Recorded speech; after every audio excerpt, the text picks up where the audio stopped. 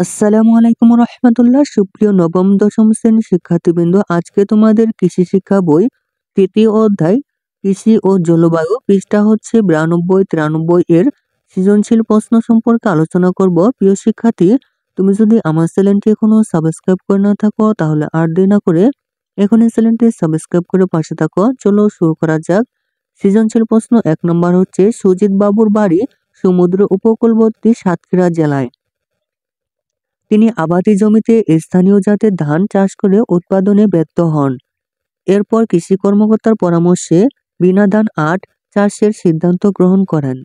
একদিন কৃষি সম্প্রসারণ অধিদপ্তর কর্তৃক প্রদর্শিত তথ্যচিত্র দেখে সুজিত বাবু লবণাক্ততা সহায়ক বিভিন্ন ফসলের চাষ সম্পর্কে অনেক তথ্যই জানতে পারলেন। ক নম্বর প্রশ্ন হচ্ছে, লবণাক্ত সহনশীল ফসল কাকে বলে? ক নম্বর প্রশ্ন হচ্ছে, তাপমাত্রা কিভাবে কৃষি উৎপাদন ব্যাহত করে, ব্যাখ্যা করো। গ নম্বর প্রশ্ন হচ্ছে, সুজিত বাবুর সিদ্ধান্তটি সঠিক কিনা তা ব্যাখ্যা করো। ঘ নম্বর প্রশ্ন হচ্ছে, সুজিত বাবুর এলাকায় কৃষি সম্প্রসারণ অধিদপ্তরের কার্যক্রম মূল্যায়ন করো। প্রিয় শিক্ষার্থী, 1 নং সৃজনশীল এর নমুনা উত্তরগুলো তোমরা দেখে নিতে পারো। চলো শুরু করা যাক। 1 নং প্রশ্নের উত্তর। 1-এর ক নং উত্তর হচ্ছে, যেসব ফসল লবণাক্ত মাটিতে জন্মাতে পারে এবং ফলন দেয় তাদের লবণাক্ত সহনশীল ফসল বলা হয়ে থাকে। 1-এর খ নং প্রশ্নের উত্তর হচ্ছে, বীজ বপনের পর মাটির তাপমাত্রা হ্রাস পেলে বীজের অঙ্কুরোদ্গম ভালো হয় না। ফলনের দৈহিক বৃদ্ধির সময় তাপমাত্রা হ্রাস পেলে গাছের স্বাভাবিক বৃদ্ধি ব্যাহত হয়। তাছাড়া তাপমাত্রা হ্রাস বৃদ্ধিতে ফসল বিভিন্ন পোকা ও রোগের আক্রান্ত হয়। এভাবে তাপমাত্রা উৎপাদনকে ব্যাহত করে। গ নং প্রশ্নের উত্তর হচ্ছে, সুজিত বাবুর বিনা ধান আট চাষের সিদ্ধান্তটি সঠিক। সুজিত বাবুর বাড়ি উপকূলবর্তী সাতক্ষীরা জেলায়। বাংলাদেশে উপকূলীয় অঞ্চলের মাটিতে লবণাক্ততার প্রভাব দেখা যায়। উপকূলীয় অঞ্চলে খড়, জলোচ্ছ্বাস এবং প্রবল জোয়ারের ফলে সৃষ্ট বন্যায় সরাসরি লবণাক্ত পানি দ্বারা জমি ডুবে যাওয়ায় মাটিতে লবণের পরিমাণ বেড়ে যায়। আবার শুষ্ক মৌসুমে পানির বাষ্পীভবনের মাধ্যমে মাটির নিচের লবণ উপরে উঠে আসে। এজন্য সুজিত বাবুর এলাকায় জলবায়ু পরিবর্তনজনিত কারণে তাপমাত্রা বৃদ্ধি ও কম বৃষ্টিপাতের কারণে লবণাক্ততার পরিমাণ আরও বৃদ্ধি পাচ্ছে। কিন্তু সুজিত বাবু জমিতে স্থানীয় জাতের ধান আবাদ শুরু করেন যা লবণ সহনশীল নয়। ফলে লবণাক্ততার কারণে স্থানীয় ধান জাত ফলন ভালো দেয়নি। তখন কৃষি কর্মকর্তা তাকে বিনা ধান আট চাষের পরামর্শ দেন, যে ধান লবণাক্ততা সহিষ্ণু। বাংলাদেশ পরমাণু কৃষি গবেষণা ইনস্টিটিউট থেকে 2010 সালে লবণাক্ততা সহিষ্ণু এ জাতটি বের হয়। বড় মৌসুমে এ জাতটির জীবনকাল 130 থেকে 135 দিন। লবণাক্ত এলাকায় হেক্টর প্রতি ফলন দেয় 4.5 থেকে 5.5 টন। এছাড়াও জাতটির বিভিন্ন ধরনের রোগ ও পোকামাকড় প্রতিরোধ ক্ষমতা আছে। সাতক্ষীরার লবণাক্ত মাটিতে এ জাতটি চাষ করলে সুজিত বাবু অধিক ফলন পেয়ে লাভবান হতে পারবেন।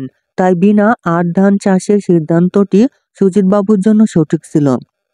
ঘ নং প্রশ্নের উত্তর হচ্ছে, সুজিত বাবুর এলাকায় কৃষি সম্প্রসারণ অধিদপ্তরের কার্যক্রম কৃষি বান্ধব ও কৃষি উৎপাদনমুখী বাস্তবসম্মত।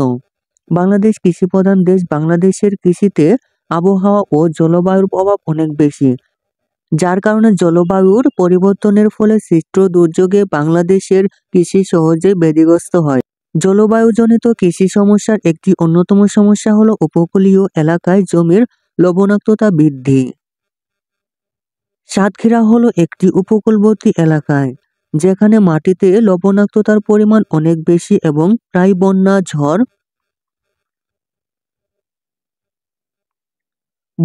ঝড়, জলোচ্ছ্বাস দ্বারা এ এলাকায় আক্রান্ত হয়। এ কারণে সাতক্ষীরার কৃষি সম্প্রসারণ অধিদপ্তর একটি তথ্যচিত্র তৈরি করেছিল, যেখানে উক্ত অঞ্চলের জন্য উপযোগী ফসলের চাষ সম্পর্কে অনেক তথ্য দেওয়া ছিল। গ্রামাঞ্চলে কৃষকদের মধ্যে লবণাক্ততা ও জলাবদ্ধতা সহনশীল ফসলের জাত সম্পর্কে ধারণা নেই বললেই চলে।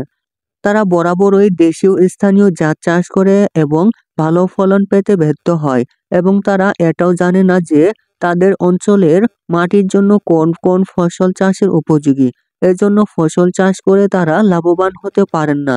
কৃষি সম্প্রসারণ অধিদপ্তর তথ্যচিত্রের মাধ্যমে লবণাক্ত সহনশীল জাত যেমন বৃধান 40, বৃধান 41, বৃধান 41, বৃধান 42, বৃধান 53, বৃধান 54, বৃধান 8 ইত্যাদি এবং বাড়ি আলু 22, বাড়ি মিষ্টি আলু 6 ও 7 ইত্যাদি এবং লবণাক্ততা সহিষ্ণু আখের জাত ঈশ্বরদী 39, ঈশ্বরদী 40 ইত্যাদির চাষ সম্পর্কে দেখিয়েছেন।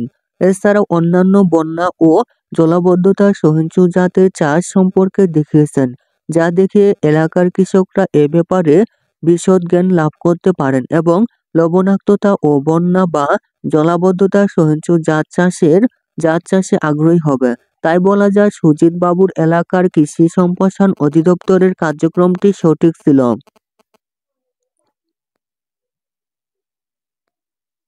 2 নং সৃজনশীল হচ্ছে চিত্রার বাবা নিয়মিত চট্টগ্রামে হালদা নদী থেকে মাছের ডিম সংগ্রহ করে বিক্রি করে আসছেন। কিন্তু এবছর চিত্রার বাবা আকাশের দিকে তাকিয়ে দীর্ঘশ্বাস নিয়ে বললেন, নির্দিষ্ট সময়ে কাপ জাতীয় মাছের ডিম সংগ্রহ করা সম্ভব হবে না। ফলে আয় রোজগার কমে যাবে। তিনি এলাকায় মৎস্য সপ্তাহ চলাকালে শোভাযাত্রায় ও তথ্যচিত্রের মাধ্যমে মৎস্য সম্পদ কমে যাওয়ার কারণ সম্পর্কে জানতে পারেন। ক নং প্রশ্ন হচ্ছে আবহাওয়া কাকে বলে? খ নং প্রশ্ন হচ্ছে পরিবেশের বিরূপ প্রতিক্রিয়ার একটি ক্ষতিকর দিক ব্যাখ্যা করো। গ নং প্রশ্ন হচ্ছে চিত্রার বাবা ডিম সংগ্রহ করতে না পারার কারণ ব্যাখ্যা করো। ঘ নং প্রশ্ন হচ্ছে উদ্দীপকে উল্লেখিত শোভাযাত্রাটি কৃষি উৎপাদন বৃদ্ধিতে কিরূপ প্রভাব ফেলবে বিশ্লেষণ করো। প্রিয় শিক্ষার্থী, সৃজনশীল 2 এর নমুনা উত্তরগুলো তোমাদের দেখাচ্ছি, তা তোমরা দেখে নিতে পারো। 2 নং প্রশ্নের উত্তর। 2 এর ক নং উত্তর হচ্ছে আবহাওয়া হলো কোনো একটি স্থানের নির্দিষ্ট সময়ের বায়ুমণ্ডলের অবস্থা। খ নং প্রশ্নের উত্তর হচ্ছে পরিবেশের বিরূপ প্রতিক্রিয়ার একটি ক্ষতিকর দিক হলো খরা। খরা একটি ভয়াবহ প্রাকৃতিক দুর্যোগ। এর ফলে ফসল উৎপাদন কমে যায় এবং তা দুর্ভিক্ষেরও কারণ হতে পারে। খরার ফলে মাটির উর্বরতা কমে যায় এবং পরিবেশ বৃক্ষশূন্য হয়ে পড়ে। গ নং প্রশ্নের উত্তর হচ্ছে চিত্রার বাবার হালদা নদীতে ডিম সংগ্রহ করতে না পারার কারণ হলো অনাবৃষ্টি। চিত্রার বাবা নিয়মিত চট্টগ্রামে হালদা নদী থেকে মাছের ডিম সংগ্রহ করে বিক্রি করে।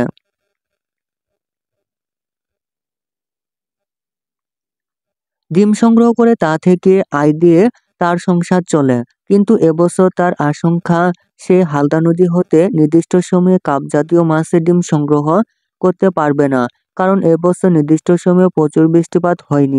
আমাদের দেশে একমাত্র হালদা নদীতে প্রাকৃতিকভাবে রুই মাছের ডিম ছাড়ে। বৈশাখ মাসে প্রচন্ড গরমের পর ভারী বৃষ্টি শুরু হলে এরা ডিম ছাড়ে। তখন নদী থেকে জেলেরা নিষিক্ত ডিম সংগ্রহ করে এবং এই ডিম ফুটিয়ে পোনা উৎপাদন করে। চিত্রার বাবা আকাশের দিকে তাকিয়ে দেখলেন যে বৃষ্টি হওয়ার কোনো সম্ভাবনা নেই। বৃষ্টি না হলে মাছ ডিম ছাড়বে না, ফলে নদীতে ডিম পাওয়া যাবে না।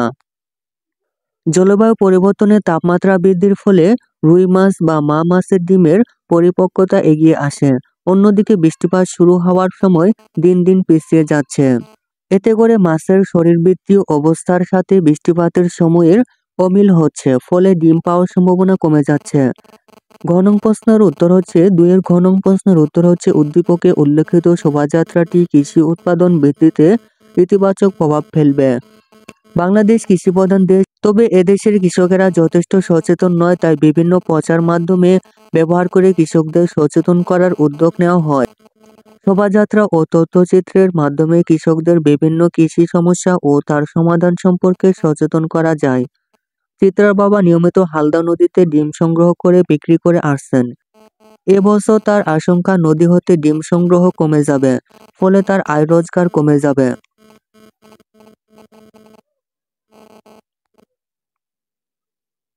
জলবায়ুজনিত বিরূপ প্রতিক্রিয়ার কারণে শুধু মৎস্য উৎপাদনই কমে না, কৃষির অন্যান্য উৎপাদনও কমে যাচ্ছে।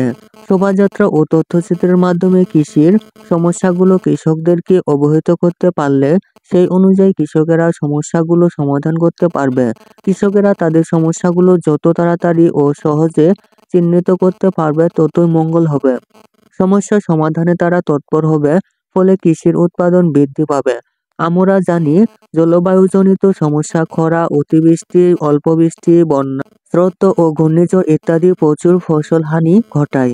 যদি আগে থেকেই কৃষক এ সম্পর্কে জানতে পারে তবে তারা সতর্কতামূলক ব্যবস্থা গ্রহণ করতে পারবে।